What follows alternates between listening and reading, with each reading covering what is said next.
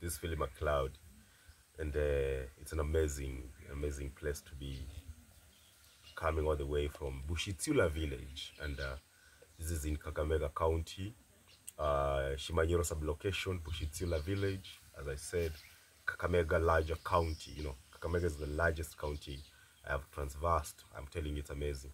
So today here, I'm just bringing you a mind-boggling, story, and seated here on this ground reminds me a lot back then when I was still a young boy, and I'm gonna be sharing my video back then. I think almost 20 years ago or 15 years ago. Life wasn't amazing. Life wasn't easy. And as you can see in my background, there's a cow. Funny enough, it belongs to my dad now, but it's just a memory of how I used to be, a shepherd boy taking care of someone's cow for survival. And by then I had to work for somebody. This lady was selling bananas. Yeah, she was selling bananas. She was an old lady, and definitely I was doing this to survive. In this manner that I was getting paid to take the money to my dad and my brother to survive then, because this is the time in my background we used to say uh, you know njaya mkebe murambe. Njaya mkebe murambe, it means you used to survive on 1 kg of unga, and surviving on 1 kg of unga, it wasn't a lot of money by then, by the way. To get that 1 kg unga from the posho mill, it was around if you had around 7 shillings, you could get it. It was very cheap, because maize are yours. So you just go there, and they were giving maize. They were not selling as business. They were just selling, like throwing away, because they had in surplus. So, and being in the village, I am with one of my aunts whom she has gone through a lot, and she has seen a lot, which I'm not be going to share with you here because it's sensitive and it's confidential. But I have memories with her when life was smiling, wasn't part of me. Some of you wonder why I'm different with my brother or from my brother, and why I barely smile, because I smile for the camera, of course, but in real life I barely smile, not because I'm a sadist or something, but because being in the village reminds me a lot. So when I was a shepherd boy, before then, that was before I went to Nairobi, I used to live with my aunt, one of my aunts. I'm a Swahili, we call it Mama Mdogo.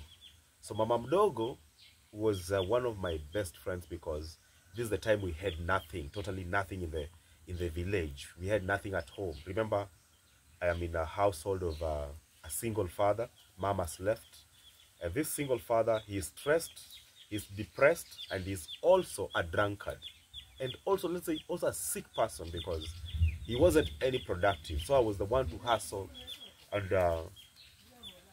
this time, it came a time where by now I had to, join him in Nairobi. After all that, I think I've mentioned this story to you before on my YouTube channel. And then here comes another time when I come home to visit. My mom goes to Nairobi. This is now my second mom. And I was left here at home to take care of the property now. That's the household, and everything in it. So this time I used to stay with Mama Muti. Mama Muti is Mama Mdogo, who was catering and caring for me. And since I was alone in the whole household, I was lonely. So I used to come and have stories here, stay with my younger cousin. He's called Leona, Valentine Leona. And now the mother is my aunt, because she's the last one of my mothers.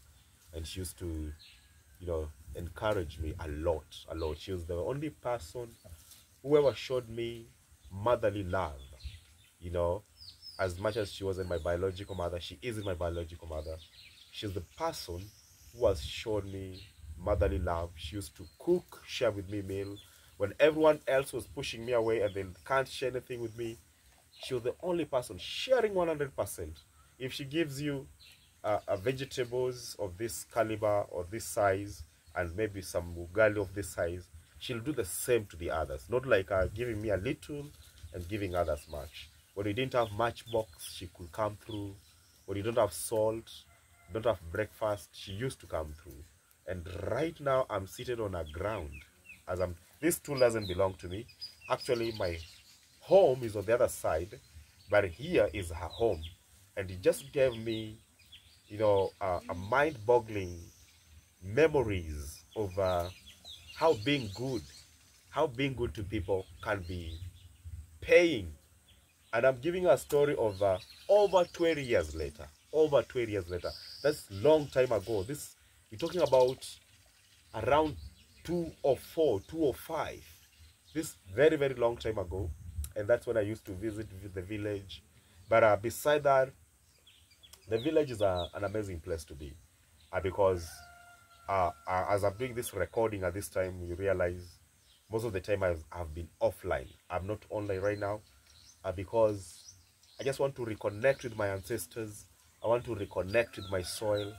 And that cow, as you can see in my background, is giving me memories because this is what I used to do as a shepherd boy to survive, to make my brother eat and my father also to eat and get something in their pocket. And it wasn't a lot of money to me. When I was taking a single care of a single cow, I was being paid around 200 shillings. Imagine, 200 shillings per month. By then, that was a lot of money because, as I told you, with 7 shillings, you know, around 10 shillings you could have food. And at home, if my camera person can show you, used to get free, you know, free vegetables. As you can see what my mom is doing there, that is free vegetables. So you don't need to buy vegetables, yeah? And it was as free as that. So if you have unga, at least, if you didn't have unga and you have free vegetables, half of your budget is cut by half, all right? You have vegetables, you have some salt, fuel. We used to use fat. You see Kimbo fat or Kasuku? The fat. You know there's fat and then there's oil. You nowadays, Gen Zs, you're enjoying oil. We never used to have that luxury. We used to use fat. And now fat, if you bought Kimbo, it used to be covered in some kind of paper, worth 10 shillings was enough to take you for a whole week, you know, or even 2 weeks. And the reason of me doing this video is just telling you, if you have a village, like you have home, wherever you're watching this from, whether it's diaspora or in the country, but you are far away from home, when you come to the village, don't be a busybody. Don't be, you know, unless you're doing something urgent, don't be a skyscraper. You're all over the place. No, just chill down. You will feel your mental health being rejuvenated and refreshed because there's less pressure, there's less activities. The only thing I can enjoy here, I'm enjoying 5 things, almost 5 things at the same time. Let me try to count. I'm enjoying a cool sunshine, evening sunshine. As I'm recording this is around 4 in the evening. I'm also enjoying the breeze. As you can see, there's a lot of trees here. All over the village, there's a lot of trees. So I'm enjoying the breeze. Number 3, I'm enjoying the chirping of the birds. Is it chipping or chapping? Chipping of I think it's chapping of the birds. I'm also, you know, enjoying the rooster there. You can hear the rooster in the background. I'm enjoying that too. And number 5, most importantly, I have company. I have people surrounding me. I have my mom there, my aunt. You call it in English my aunt, but in our dialect, local dialect, I call her Mama Mdogo, Mama Mti. The person recording me right now, my camera person, is my brother George, and that is how village works. And number 6, maybe taking care of that kettle. Now we are making sure that that kettle eats enough food.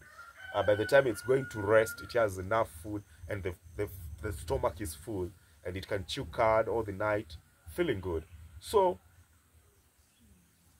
I would like to call upon my fellow Africans to stick on our culture and traditions as much as you need to invest back at home. You know, I've learned that at home nowadays, every household, at least the government has not been able, I won't lie to you, to penetrate electricity until to these remote areas of Kakamega. But at least the people here have taken the advantage of using solar power. Solar power, they're investing in a panel or in a whole set. They're investing between, 1,000 to 70,000. A whole set that is coming with a light. The set is coming with a solar panel. And the set also is coming with powering a battery that can, power the house and also charge phones. And also use appliances like television, And this set, I've learned something new from the company called Sun King. I know they might not pay for this advert, but it's okay. Not everything is about money. So Sun King are doing this in the village, and every household you go to, they are no longer using lamp and using paraffin, because those are traditional ways of lighting, and they used to even have problems on our chest when you're breathing. Because you can imagine a household where they're using a firewood to cook. For example, my mama mdogo has gotten some little firewood here. You can show them, George. There's on the ground here, there's some little firewood here. And this is just the ones that are dropping from these trees. But in our household, there are big firewoods, of which some of the trees have been cut down. And cutting down trees, it's hazardous to the environment. It's cutting down trees is what we call deforestation. Yeah, deforestation, which is affecting us in a bad way. So, and when we have deforestation happening and urbanization is taking over all over the place, you won't have a village like this one. A few 100 meters, not 100, around 700 meters from where I am, we have the lower part of the land where the river is running, a small river. In fact, it's not a river, it's a stream. The river here, we call it River Isioho, which is big enough. A river like Yala, big like River Nile. But now here, the streams, they call it river in a local dialect. They are small river streams, and the stream passing below where I'm seated, because this is a slope, is called a Makanya, and Makanya is amazing. So I'll tell you, coming to the village and just sitting here, you can see I'm in Zelha and Spin and whatever. Zelha Spin and Fitness. This is a gym back in Juja, but I'm sitting in the village, and I'm telling you, just sitting here and talking to people, it's kind of a therapy to your mind, both from scary stories, testimony, how people have been victorious in the village, how people have transformed from lower level of living. And I think in my background you've seen some kind of a house. You have seen in my background there's some small house there, thatched with the iron sheet, but it's made of udongo. Udongo is matope or mud. But behind me there's a very nice modern house, and I will say my mama mdogo used to have like such a kind, but not exactly, but udongo house. But right now she has upgraded to a permanent house, and very well built, beautiful. It's behind us. Amebakisha tu rangi, and she's gonna be living in a very, very smart place. So mukitaka kuchangisha rangi, I will give you a number. Wewe unatuma pesa, unamtumia pesa apake rangi. But that's not important. My point is, guys, try to invest in the village. I'm telling you, anyone who has done this and knows what I'm talking about, you will enjoy it. Can you hear? And sit down there. As long as you're not infringing anyone's right, you can just sit there and relax. And your mental health is so cool. And I'm really, really enjoying being in the village, guys, on a serious note. I know some of you have watched my brother on TikTok and on also YouTube, in the life in the village, and how things are done here. Coming from Western Kenya, Western people, strong cultured people, and it's an amazing experience to be here. So I was like, how will it look like 10 years from now? And it might look very, very amazing. So those who will be watching this, maybe I'll be older by then. If I'll be alive, I'll be older. But it will be a good memory just to tell you how important village is, and how you need to invest in the village. investing in the village does not mean just coming and building permanent houses. No, it's also making sure that you have a background whereby your mental health can be secured. You just need to chill and relax away from noise, pollution, any kind of pollution, air pollution, noise pollution, chaos pollution, whatever it is. Just come to the village and enjoy yourself and eat natural food, drink natural water, interact with animals, cattle, chicken, cats, dogs, and they are not even, they don't need to be vaccinated. They are natural, but they are friendly and all those things, yeah. So I thought that is important. I share with you, and in the near future, I don't know how it will look like, because around here I have very, very tall, big trees, which are, some of them are fruit trees. Like I have a mango tree there, and then I have here, this is they call, this is not acacia, this is I'll remember the name. We have palm tree there. Behind there we have maize, we have cassava. There's a lot, This is real nature. And this is where I was born, by the way. I was born, if I do approximately, I was born around around 800 meters away from here. Where I was born is on the other side, under a banana tree. It's around 800 meters from here. And this is a eucalyptus tree. When I was growing up, eucalyptus trees should not be grown near the water catchment areas or rivers, and that's why they used to plant it near the household. Behind us there's a house. Okay, in front of it there's a house. Behind my camera person, right? And then this is mango tree, of course. I'm seated below under a mango tree. And this one, during the fruit seasons, we shall enjoy mangoes from these trees. We don't need to buy. And in the morning when I was here, I've been awarded with a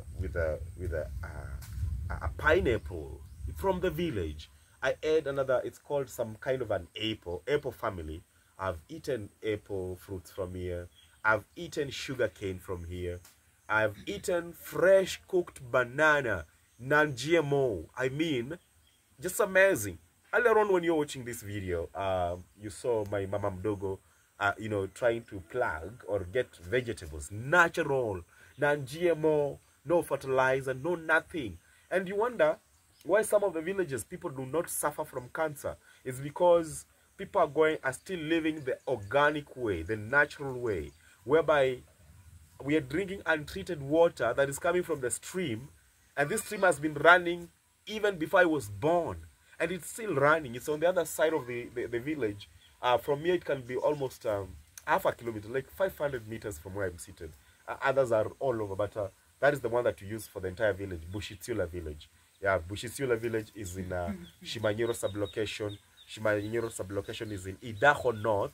And Idaho North ward, I think it's a ward, it's inside Ikolomani constituency. And the Ikolomani constituency is in Kakamega County. Of course, Kakamega County from Western Kenya is in Kenya, Africa, So I'm talking to you from one of the highlands part of the country. These are highlands areas, very fertile, nice weather, and a place where you like to be. For instance, if I walk to my extreme left, again around a half a kilometer, there's a buyer there doing some development there in the village, coming up with a story house. It's going to be an apartment. Maybe if I'm going to do part 2 of this, maybe later on after 2 years or 1 year, I'm going to show you what I'm talking about.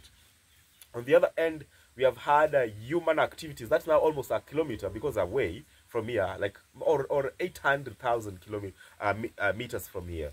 They have been doing a development. We used to have a small hill called Shikulu. Yeah. So those guys who have come from Bushitsula and you are abroad there, you are in Qatar, you are in Europe, you are in either South America, you are in Northern America, or you are in Russia, you are in China watching this, or you are in Australia, in the Queensland. What used to know as Shikulu is no longer there. Human activities have come up, they have dug it down, they have done quarrying, and they have broken all the stones. The mountain we used to have, small hill, it's no longer there, it's flat. All the stones have been used to build roads all over, and it's a very, very nice road network, I'm telling you. So yesterday we had a road trip, of which I didn't record, but it was an amazing.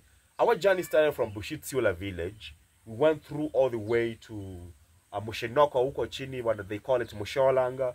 all the way to Muitumbu. We went all the way to Shiseso. Guys who comes from Shiseso knows what I mean. The other Bushitsula, the first Bushitsula, in fact, original Bushitsula. And then we went through all the way to Shamsinjiri, Imaremere, all the way to Ibukusi, Haega, you know, Ivono, Ikuhu, all those places until we branched back to the main road now, that is Nairobi-Kakamega Highway, as you know, main highway. And then we transversed all the way to Mumias, and we went to Mumias town there, and it was an amazing road trip. And then we came back, as in, you can go around your county without necessarily stopping anywhere until you're going into interior places where the roads are not being done. But the road network here, it is earth road, like it's natural. The tarmac is on the main roads, but interior in the village, there's some roads whereby, damn, guys, it's just amazing. If it's about transportation, it's very easy. About food and water, very awesome and fresh and clean. People are so friendly. Of course, there's some scary stories of witchcraft here and there, and jealousy, of course, it does never miss in a village. But it is an authentic and very, very fabulous place to be. So, yeah, that was my story in the village, and God willing, I'm gonna be doing this over and over again, so that you guys, you can, you know, appreciate the fact of reconnecting with your ancestors, where you came from. When we're in the city, we don't need a lot of pressure, a lot of noise. You know, we get learned, we forget about our roots and stuff. But I'm just telling you, life in the village.